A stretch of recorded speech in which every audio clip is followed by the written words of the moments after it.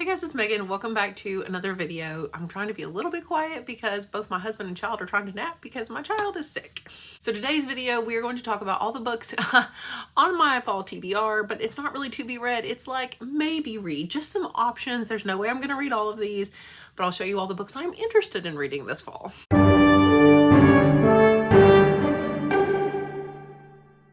So our drink of the episode is a homemade iced coffee that I'm almost finished with. Now I have had it over the course of several hours, so hopefully I don't talk too fast. It's pretty good. It's got peanut butter flavored syrup in it, and the coffee itself is called toffee nut, so it's really good. Anyway, I have, what is that on my hands? Chocolate. a physical copy of several of these books, and then I have a few that are be like ebooks and audiobooks. But I went upstairs and looked through all the stuff that I have on my shelf on my TBR to see for sure what I'm going to read.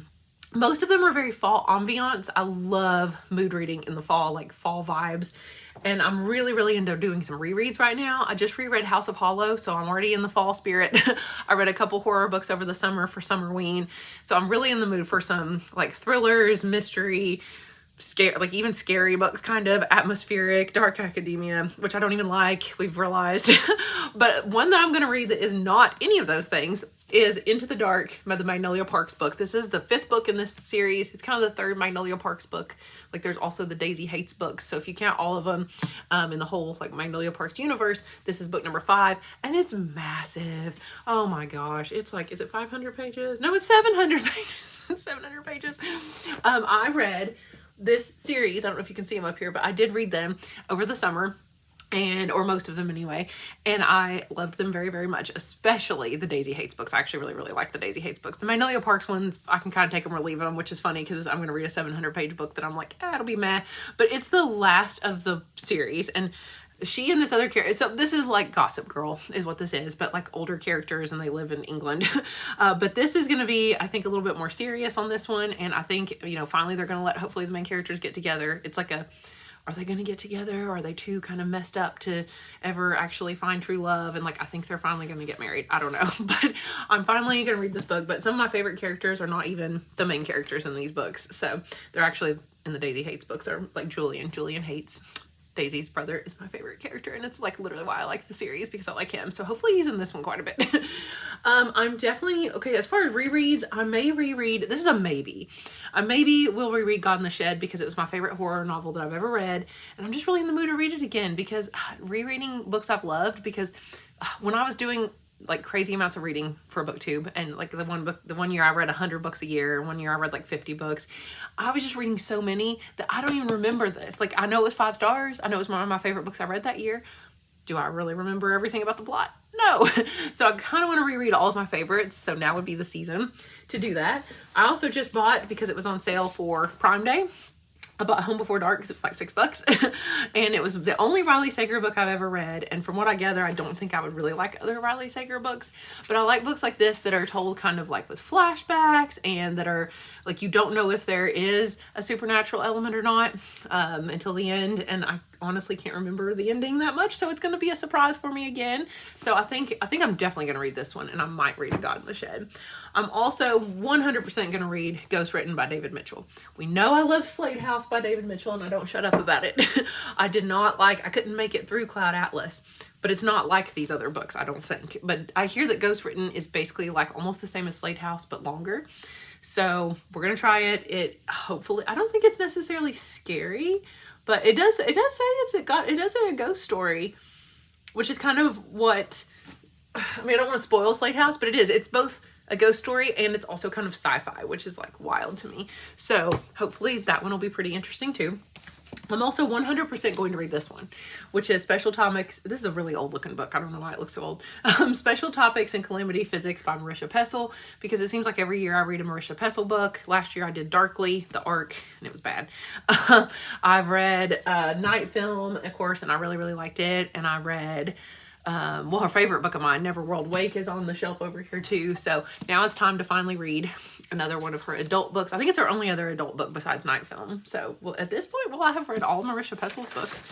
I really don't know if this was her first novel. This was the first one. So I don't know if it's dark. I want to say it's maybe dark academia. I don't know. So it's set in a world of intellect, murder, mystery, And it's smart, edgy, and irresistible. So I get the gist, maybe, that it's, I don't know. It sounds really cool, but it's also huge. So that'll be an audiobook. I just pulled some other random books off the shelf. I don't know if I'll get to these, but oh yeah, Haunting of Hill House by Shirley Jackson, because it's like a classic kind of. I mean, when did this even come out? I mean, I've never read it, and it's really famous, and I bought it because it was like $1. 1959. I don't really read haunted house stuff, but is it actually like a haunted house? I don't even know what this book's about. I mean, oh my gosh, I said, is it a haunted house? It's called The Haunting of Hill House. I think it's probably a haunted house. I might read a middle grade novel, which is called City of Ghosts. Maybe if one of these other ones scares me. Maybe if Haunting of Hill House is really scary. Maybe I'll read this one. It won this Bluegrass Award. So there's that. It's by V.E. Schwab, writing under the name Victoria Schwab when she writes for like younger audiences. But I do love me some V.E. Schwab for the most part. She's actually a little more hit or miss with me now than she used to be, but she does write the Vicious and Vengeful series there, and that's like one of my favorite books ever of all time also. And I love Darker Shade of Magic, just didn't really care for the sequels. But this is middle grade, called City of Ghosts, a haunted girl, an adventure like no other. So I don't know, we'll try it. Bought that one used too. I might read Five Broken Blades if I don't want to continue down the path of just all dark academia, thrillers, mystery, horror. This one is definitely like fantasy, but I got that pretty edition. I showed it off before in a book haul. I got it for $5 because it was just a little bit crinkled on the edges, but it's like beautiful. So why not? I think it's pretty. Oh yeah, that's pretty. Let the Best Liar Win. That's pretty. Look at that. But it's fantasy, but I don't think it's too much fantasy romance. It says there's like 5 killers, each versed in deception, lies, and betrayal. It's not enough to forge an alliance. To survive, they'll have to find a way to trust each other, but only one can win the crown. Let the best liar win. Ooh, the king must die, and the 5 most dangerous liars in the land have been mysteriously summoned to work together to kill the god king Joon. Big Joon. He has it coming, apparently. So these 5 blades are going to come for him. They can agree on murder. They can agree on treachery. But, okay, so Let the Best Liar Win is the tagline. I think it's a series. I think book 2 is also out right now. I've heard kind of very mixed reviews about this. Like I said, I don't think it's fantasy romance, but who knows? Maybe it is. Maybe I'll start reading it and I'll be like, oh, dear goodness. Is this her first book? No, she also writes young adult books and children's books under the name Meredith Ireland. Cool. Okay, so that's a maybe. And then I also might finish reading this series, but it might be a good winter read. But I'm 230 pages into this pretty chunky book. This is the Troy game series I talk about all the time that I really, really like. It's like Game of Thrones-esque, but with mythology references in there as well. And it's like historical fantasy, which I don't read too much of, but it is pretty cool. And I restarted it last Christmas break, so it's been a while. I might have to skim a little bit of it, but I do have all 4 books in the series. I don't know where I put them. Oh yeah, they're over here. I do have all 4, so I do want to reread them. I read them in college. It's been a long time. Okay, let's check Goodreads now. Goodreads, I have a fall TBR that I keep adding books, from previous years. If I don't finish them, I'll put them on the next year's TBR. So right now, my fall TBR, I have 1, 2, 3, 4, 5, 6, 7 books. 2 of them are the ones I just showed you. So there's 5 other ones, but I don't think I'm going to read all 5. But ones that I am going to read would be 2 of them for sure, I think, which is The Dissonance by Sean Hamill. This is also one of my priority reads just of the year in general, because I remember I was so sad I didn't get to it last year. It was a new release last year, but it only has 3.81 stars on Goodreads, and it only has 734 ratings, 173 reviews. Apparently it's not very popular, but it's a contemporary fantasy, but I'm pretty sure it's scary. It says it's a story of dark magic, terrible mistakes, and second chances.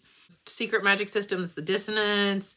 What? Oh, in high school, these 3 students, that are the 3 main characters, I guess, were the students of the eccentric Professor Marsh, trained in a secret system of magic known as the dissonance, which is built around harnessing negative emotions like alienation, anger, pain. Then 20 years ago, something happened that shattered their coven, scattering them across the country, stuck in mundane lives alone. But now terrifying signs and portents, not to mention a pointed Facebook invite, has summoned them back to Texas. There, their paths will collide with that of Owen, a closeted teenager from Alabama. This goes on forever. Whose aborted cemetery seance with his crush summoned something far worse, a murderous entity whose desperate driving purpose includes kidnapping Owen to serve as its Renfield. As Owen tries to outwit his new master, and then those 3 characters we saw earlier reckon with how the choices they made as teens might connect to the apocalyptic event unfurling over the Lone Star State, Shocking alliances form, old and new romances brew, and 3 unsuccessful adults and 1 frightened teen are all that stand between reality and oblivion. From one of the boldest, most brilliant voices in modern fantastical horror, The Brilliance is a thrilling and beautifully written story of magic and monsters, friendship and forgiveness. This sounds crazy. Somebody says cosmic horror. Like, what? Yeah, no, I'm gonna read this. This is like priority 1. In fact, do I have this book already somehow? Like an ebook? I don't know. I'm getting this one for sure.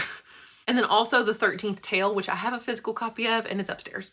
I just forgot to bring it down here. But I do own this book. I think it came out a while back, 2006. But I hear people talk about it all the time. All I know is I think it's like dark academia. And was it Kayla from Books and Lala read it and really liked it. So I'm going to give, I guess, this book a chance because I hear really good things. Although I'm surprised it only has 3.98 stars on Goodreads. I mean, I'm not going to go through every single book that I possibly could read because I have already done that in my priority TBR. So the priorities were like Hyperion, Gardens of the Moon. I mean, my goodness, things I still have not gotten to. Shadow of the Torturer, like the first book in the Book of the New Sun. Tide Has Grown. I keep saying I'm going to read all those and I just haven't. But maybe Finley Donovan Digs Her Own Grave, which is book 5 in the series, because that seems like a fun thriller type thing and not these like serious kind of scary ones. So if I need a little reprieve from all this dark stuff, I might try that one. And I don't want to add too many more books because I feel like this is already crazy. Like, I'm not going to read this many books in the fall because usually around November I start already reading like Christmassy, more magical fantasy books because I'm burnt out. So really that only, you know, burnt out on like horror and stuff. So it only gives me September and October. So I only have 2 months to read all these books. And I've only been reading maybe like 1 or like 2 books a month. So am I only going to get through 4 of these books? 1, 2, 3, 4, 5, 6, 7, 8, 9. There's 9 there. Plus I mentioned a couple. I mean, it's like 11 books or something that I said, or 12 that I said I wanted to read. And I'm probably going to read like 4. So got some choices to make for sure. But the first book I'm actually going to go read right now is Dungeon Crawler Carl. I think that's what I'm going to start next. I forgot to even add that to the list, but I really, really want to read it. I know it's not for the season and it's not seasonally appropriate, but you know what? Today is like, it's the end of August. So I still have a little bit, I have like a week left of August that I can read this book before I start on all these other ones. So let me know down below if you've read any of these, if you think there's any I need to prioritize. Is 5 Broken Blades worth reading? Is Haunting of Hill House worth reading? I don't know. But yeah, those are some of my recommendations too, would be like God in the Shed and Home Before Dark. I absolutely loved. So thank you guys so much for watching and I will talk to you again soon. Bye.